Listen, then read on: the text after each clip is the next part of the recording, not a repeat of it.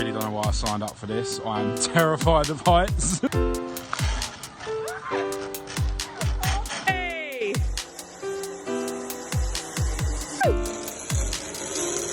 Like Action Man. Cracked paint on the arches. To fit this, I need to remove the shifter. Oh, what? Battery's dead. Oh well, manual labour. This is going to be an absolute nightmare. The next part that I want to show you, I'm actually really excited about. Hello and welcome to this video. I'm Marcus Hayes, and recently I bought some new parts for Maud, my Mordor Mark II Escort, some of which need some work before I can actually fit them to the car, and one which is a really quick and simple fit. Now yesterday, me and my beautiful girlfriend Kat went to a place called Black Park, where they have a Go Ape, which is basically a place where you get to walk across a load of dodgy obstacles between the trees and jump on some zip wires. Now I am afraid of heights, so it was quite scary for me, but you know, you're all harnessed up, so it's safe, and we had loads of fun. Now, while I go and get Maud out of the garage, I'll let you have a look at a couple of clips I managed to record on my phone while we were at Black Park.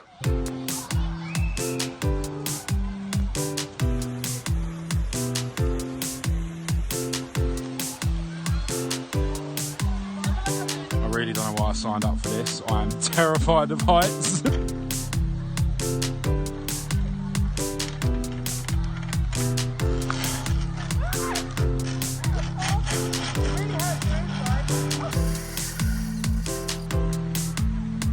Hey! Oh man! He's like Action Man.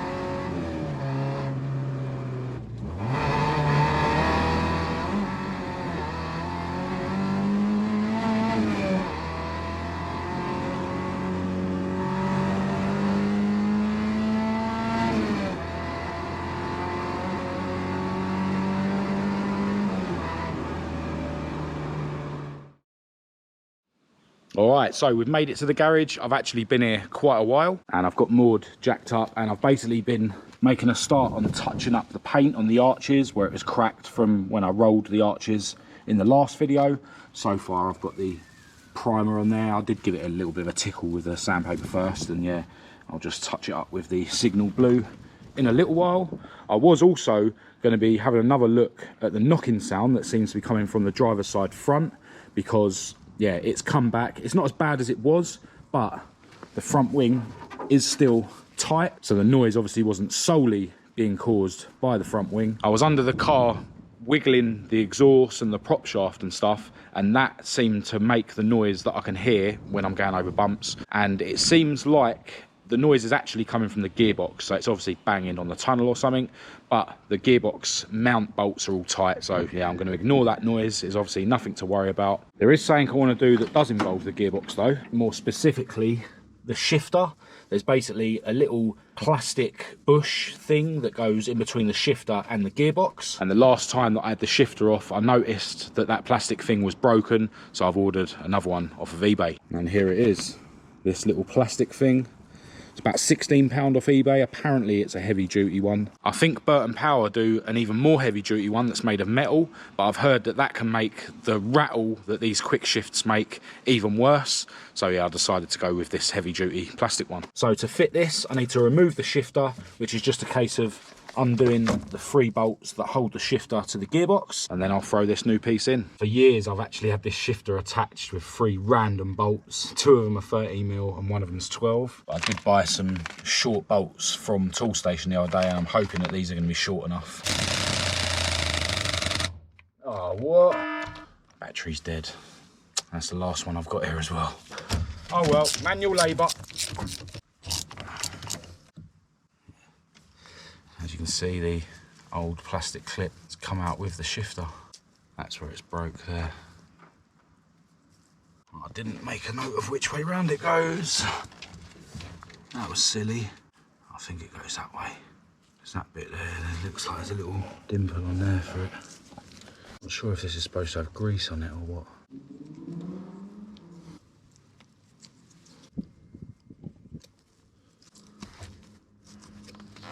Put the shifter back in. Now this shifter can go in 180 degrees wrong, if you know what I mean, and then you won't be able to engage reverse. So before I put the bolts in, sweet. Looks like these new bolts are the same length as the old ones, so maybe ever so slightly longer.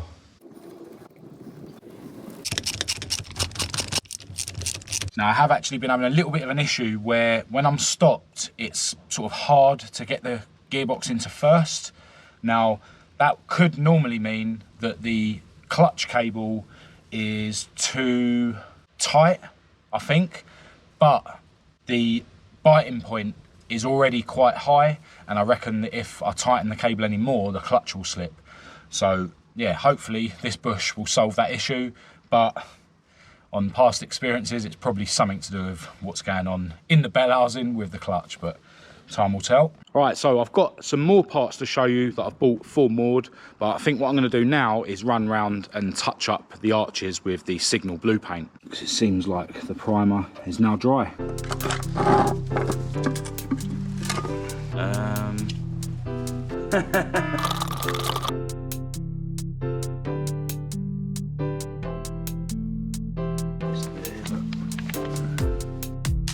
All right, so that's all the arches touched up.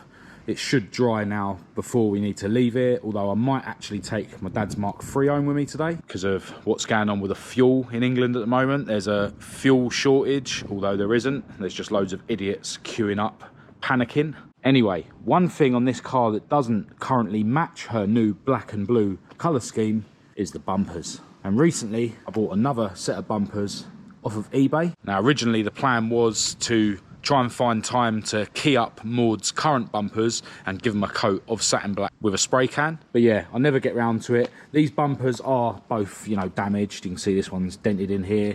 And yeah, the chrome is a bit of a nightmare to key up to take spray can paint. So as I say, I ordered these ones off of eBay. This one has been sprayed black at some point. Got that quite cheap. And this one here looks to be in pretty good condition apart from underneath. There's a bit of rust there. Now, I've already spoken to Sam at Microblast Services in Windsor, and I'm going to drop the bumpers down to him at some point next week, hopefully, and he's going to give them a sandblast to key them up, and then he's going to powder coat them satin black. I will leave links to Microblast Services website and their social media in the description of this video. If you need any sandblasting or powder coating doing, I highly recommend you give them a shout. Now, with this rear bumper, I'm hoping to be able to get these nuts off without much trouble, unlike when I tried to remove the trims off the bumper that's currently fitted to Maud, and then I'll be able to put these trims back on after the bumpers are powder coated. But if not, I'll just run without the trims, which is how she is now. You can see that the back of this rear bumper is quite rusty, so I might actually have trouble removing them, but I'm going to give them a spray with WD-40 in a minute. The front bumpers, the trim is actually held on, you know, with these little clip things. They're really easy to get out, so there'll be no problems there. And yeah, once Maud has got some satin black bumpers fitted, I think it's really going to finish off her new look.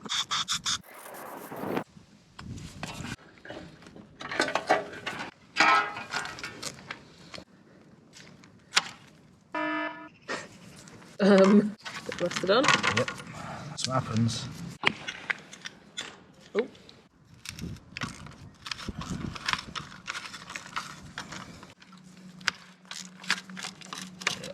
Yep, just like Maud's current rear bumper, this is going to be an absolute nightmare.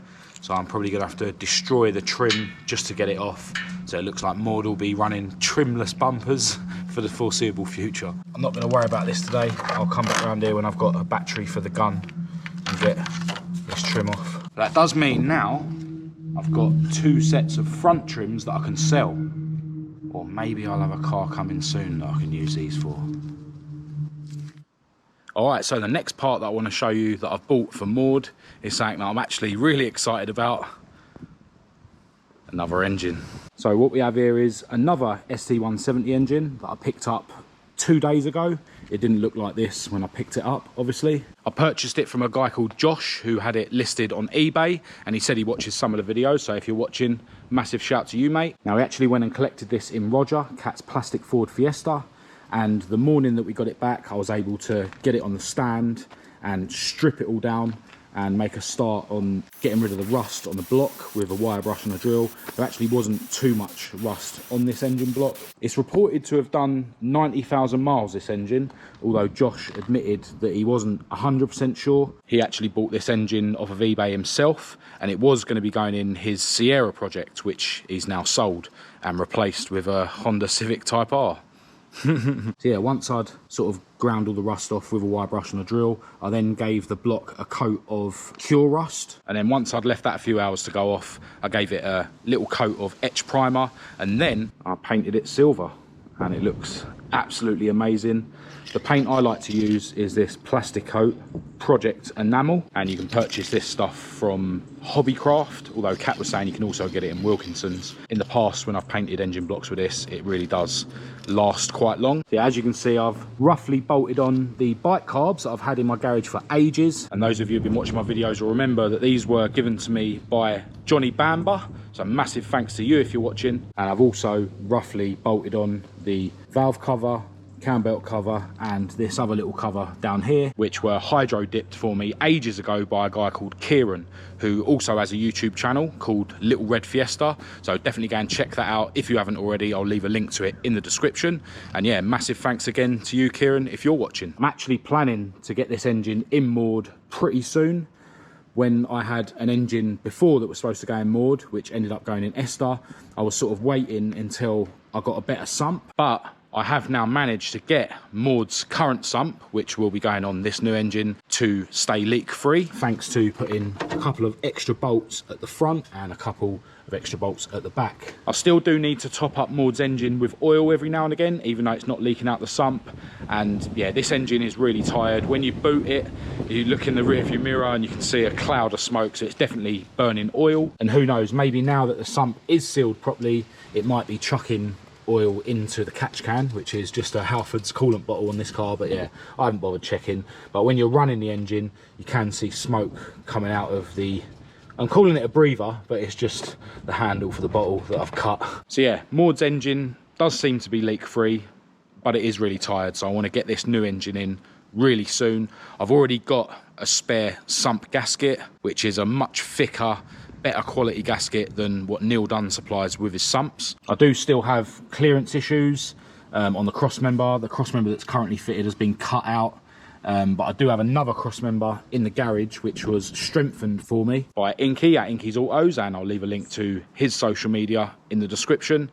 Yeah, he basically added the RS bit, so turned it into an RS cross member, so I definitely want to fit that to the car once I do get a sump that clears better. But yeah, there's nothing really stopping me getting this engine bolted into Maud really soon. Now, I may change the rear crank seal on this just because it's obviously difficult to do. You know, you've got to basically remove the engine to do it.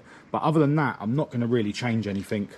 I think I'm just going to get it in the car, check that it's running, and then I can set about, you know, putting a new cam belt on it. And while I'm doing that, I can change the front crank seal. You can see that this cover here isn't fitted at the moment. I'll be running the normal blacktop one, which is currently on Maud's blacktop engine, because that one allows you to use this retro Ford alternator bracketry, whereas the ST170 one has this little bit sticking out here, which would obviously get in the way of that bracket. But I think, I'm not 100% sure, that Retro Ford have now updated their alternator bracketry so that you can use it with an ST170 cover or a blacktop cover. But yeah, I'll be bolting this cover to the new engine when the time comes. Now, if you've been watching my videos a while, you'll remember that I do actually already have a spare ST170 engine, and that's currently in the back of my dad's garage. Now, this one, I think, was sort of left outside for ages. Yeah, it definitely looks a bit tatty, but yeah, I think this one would be a decent candidate for a rebuilt engine, although I may use the cylinder head off it to have a ported head built for Esther. There was actually someone that got in touch ages ago and said they'd be interested in building me a ported head for Esther. So if that's you, do get back in touch with me. I've lost your message and I can't find it. I know you said that you needed a couple of months to take care of some work that you already had on before you could do my cylinder head. So yeah, do get in touch and I'll get this cylinder head off of this engine and send it off to you. And that actually reminds me that there was someone that was saying they'd be able to flock Maud's dash for me. Now Maud's dash is cracked and I did sort of try and start filling the cracks with Araldite, and then I was gonna, you know, grind it flat and just put a sticker there. But yeah, it would be cool to have a flocked dash on Maud. So again, if that's you, do get back in touch with me and I'll get Maud's dash in the post to you. But yeah, back to Maud's new engine. As I say, I really want to get this engine in the car soon. I don't want to be doing engine changes in the middle of winter. One thing I did do the other day is I've ordered a spray can of matte signal blue, and I'm going to be painting this plastic spark plug cover in that colour. I've already removed the Duratec badge. I think I might actually get some sort of sticker, like saying Maud or something, to put on here, and I'll probably do a similar thing for Esther. And yeah, I really think having the colour-coded spark plug cover will look really cool. And I've actually got plans to carry on this paint splatter theme into the interior of Maud, but more on that another day. A couple of more things I have just thought of. I'll be running this engine on an ME100 ECU from Motorsport Electronics. I've actually already got that at home with the plug and play loom. I'll be retaining the VVT, and when it comes time to tune it, I will be putting a adjustable vernier pulley on the exhaust cam so that we can dial that in on the dyno. I've already got one of those in my garage as well. And yeah, I'm looking forward to seeing how much power this engine will make. The carbs aren't the biggest, but that should give me plenty of response down low and low down torque, and it's definitely going to be a whole lot better than Maud's current very tired blacktop.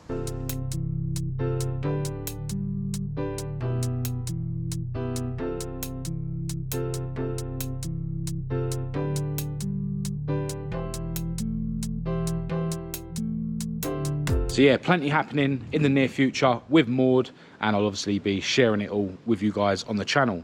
I will give you a quick update on Esther, my Mark 1 Escort. Loads of people have been asking what's happening in terms of having her damage repaired. We're now at the point where the third party's insurance have okayed the cost of the repairs. So yeah, I'm just waiting for the official go ahead, and then I'll be sending Esther off to the specialist that I've chosen to do the work, and hopefully we'll have her back looking mint again pretty soon. Right now I need to get Maud back on the ground, put her new engine away in the garage, and then I think we're going to jump in my dad's Mark III and make our way home. Alright, so change of plan. I was going to take the Mark III home because I thought it had loads of fuel in it, but it's actually empty, and Maud is running out of fuel as well, and with what's going on at the moment, it's actually hard to find a garage that's got fuel, and then when you do, got to queue up for ages. It looks like we left the garage at the right time because it's now chucking it down with rain, which is always fun in this car, but not when you're trying to conserve fuel. Anyway, I think I'm going to end this video here. I hope you enjoyed this little update on the cars. If you did think it was any good, please do give it a thumbs up and a share. If you didn't, give it a thumbs down. Click subscribe to keep up to date with all my future uploads, and check the links in the description to my social media and my website. I'll also leave my email address down there for anyone who wants to contact me. Massive thanks to each and every one of you for your continued support of my channel. But other than that, until next time, thanks for watching.